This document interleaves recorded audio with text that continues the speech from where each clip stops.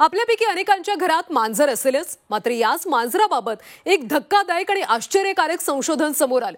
मांजर पाळल्यामुळे कोणता धोका तुम्हाला निर्माण होऊ शकतो, पाहूयात सविस्तर रिपोर्ट।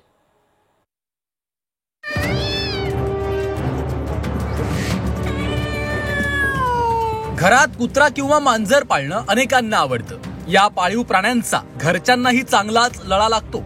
अगदी त्यांना घरातल्या व्यक्तीसारखीच वागणूक दिली जाते। त्यांचं खाणं फिरणं याकडे कटाक्षानं पाहिलं जातं। त्यात मांजर अनेकांच्या घरात पाळली जाते। पाळीव प्राण्यांमुळे आपलं मानसिक आरोग्य चांगलं राहतं। पण आता मात्र कॅलिफोर्निया विश्वविद्यालयाचा मांजराबाबतचं एक संशोधन समोर आलंय। या संशोधनानुसार पाळीव प्राण्यांमुळे काही आजार होतात, ज्यामुळे तुमच्या आरोग्याला भयंकर धोका उद्भवू शकतो।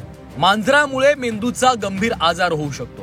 अमेरिकेत 10 ते 30% लोक एका विशेष आजारानं संक्रमित आहेत। हा विषाणू व्यक्तीच्या मेंदूत राहतो आणि हळूहळू मेंदूवर परिणाम करतो। कमी शिजवलेलं मांस खाल्ल्यानं किंवा मांजरीच्या विष्ठेच्या संपर्कात आल्यामुळे हा आजार होतो।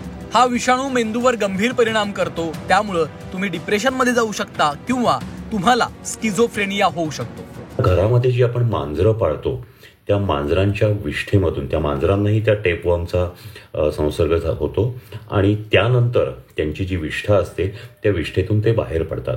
आपण जर पाहिलं तर विशेषतः मांजर हे कधीही उघड्यावर शौच करत नाही, तर ते बाहेर जाऊन मातीमध्ये हे करतं आणि माती मिक्स करतं।